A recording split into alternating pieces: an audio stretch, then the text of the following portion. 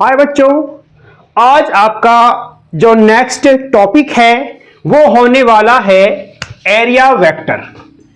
इसको आप ध्यान से समझिएगा, इंपॉर्टेंट टॉपिक है आप लोगों का। एरिया वेक्टर, इससे पहले आप लोगों ने पढ़ा है जो एरिया हमारा होता है वो आप लोगों का एक स्केलर क्वांटिटी है। क्या है? आप लोगों का एक स्केलर क्वांटिटी है। और स्केलर के बारे में आप लोग जानते हो, ये हमारी वो क्वांटिटी होती है जिसका सिर्फ मैग्नीट्यूड होता है, डायरेक्शन शो नहीं करता, उसको स्केलर क्वांटिटी कहा जाता है। लेकिन आपकी कुछ कंडीशंस ऐसी होती है, उन कंडीशंस में एरिया को वेक्टर क्वांटिटी एज्यूम किया जाता है। वो आपकी कौन सी कंडीशन है? जैसे एग्जांपल के तौर पे आप लोगों का होता है, कोई कर्व्ड सरफेस ले लेते हैं। हमने कोई कर्व्ड सरफेस आप लोगों की ले ली, तो ये हमारी जो कर्व्ड सरफेस है, या आप लोग कह सकते हो कि जो आपकी रिंग है, रिंग जो आप लोगों ने अंगूठी देखी होगी, वो भी आपकी कर्व्ड एक स्फेरिकल बनी हुई होती है। तो उसके अलावा ये आपका बहुत सारे एरिया एलिमेंट से बना हुआ है। किससे मिलके बना हुआ है?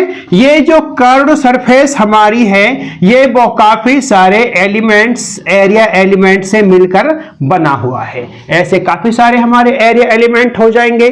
तो इस कंडीशन में जो एरिया हमारा होगा उसकी डायरेक्शन क्या होगी? ऐसी कंडीशन में हम एरिया को वेक्टर क्वांटिटी एज्यूम करते हैं। वेक्टर क्वांटिटी एज्यूम करते हैं। माना कि इसमें से हमने जो एरिया आपका हमने ये एज्यूम कर लिया। क्या एज्यूम कर लिया? एरिया हमने ये एज्यूम कर लिया, ये आपका स्मॉल एलिमेंट, मतलब क्या है? ये आपका स्मॉल एरिया एलिमेंट आप लोगों ने मान लिया। अब इसकी जो सरफेस है, अगर हम इसकी सरफेस पे एक नॉर्मल ड्रॉन करते हैं, एक नॉर्मल हमने डाल लिया। क्या डाल लिया? नॉर्मल हमने डाल लिया। तो अब यहां पर हम लोग बता सकते हैं कि जो एरिया वेक्टर आपका होता है, उस एरिया वेक्टर की डायरेक्शन आप लोगों की, जो आपका नॉर्मल हमने डाला है, उस नॉर्मल की ही डायरेक्शन में एरिया वेक्टर की डायरेक्शन होगी। तो हम क्या कह सकते हैं? ये n जो आपका है, इसको हम यूनिट वेक्टर मान लेते हैं, और इस यूनिट वेक्टर की डायरेक्शन नॉर्मल किया गया है उसी की डायरेक्शन में है। तो हम यहां क्या मानते हैं? ये हम मान लेते हैं कि जो आप लोगों ने डेल्टा एस माना है, ये आप लोगों का मैग्नीट्यूड ऑफ एरिया एलिमेंट आप लोग मान लीजिए। इसके अलावा n आपका क्या है? n आपका यूनिट वेक्टर है इन द, और कहां है? In the direction of normal drawn. जो नॉर्मल आप लोगों ने ड्रा किया है उसी की डायरेक्शन में यूनिट वेक्टर की डायरेक्शन आप लोगों की होगी। ठीक है? तो ऐसी कर्व्ड सरफेस में तो एरिया वेक्टर होता है। उस एरिया वेक्टर को किस तरह लिखा जा सकता है? एरिया वेक्टर को आप लोग लिख सकते हो, area vector is equal to unit vector into, आप लोगों का क्या हो जाएगा? इनटू में आपका मैग्नीट्यूड ऑफ एरिया एलिमेंट, ये आप लोगों का हो जाएगा। तो इसमें आप लोग क्या डेफिनेशन बना सकते हो? इसमें आप लोगों की डेफिनेशन बन सकती है, क्या बन सकती है? वेक्टर, एरिया वेक्टर की अगर आप डेफिनेशन लिखोगे तो क्या लिखोगे? वेक्टर एसोसिएटेड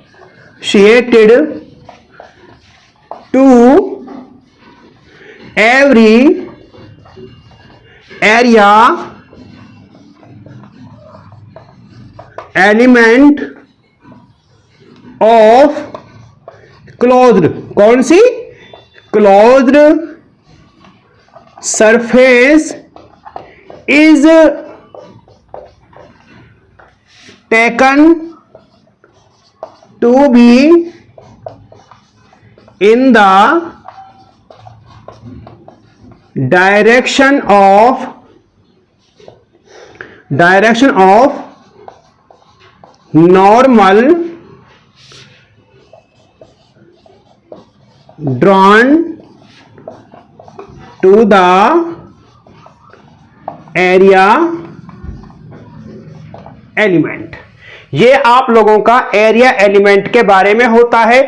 जैसे एग्जाम्पल के तौर पे आपके रिंग है, अब उस रिंग पे आप लोग जो पानी है उस पानी की धारा, उस पानी को उसके फव्वारा उसके ऊपर डालोगे तो डालने की वजह से पानी उस रिंग के इस अंदर से बिल्कुल सीधा निकल जाएगा।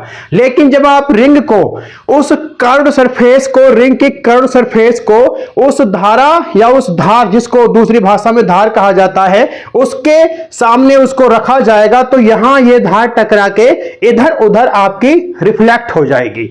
तो ऐसी कंडीशन में, जो इस तरह की कंडीशंस हमारी होती है, उसमें एरिया को कर्व्ड सरफेस के लिए वेक्टर क्वांटिटी एज्यूम किया जाता है, जो कि आप लोगों को इसमें बतलाया गया है, और एरिया वेक्टर को इस तरह लिखा जाता है। तो प्यारे बच्चों, आई होप आप लोगों के समझ आ गया होगा। आप लोग वीडियो को लाइक करें, चैनल को सब्सक्राइब करें और ज्यादा से ज्यादा शेयर करें। Thanks for watching.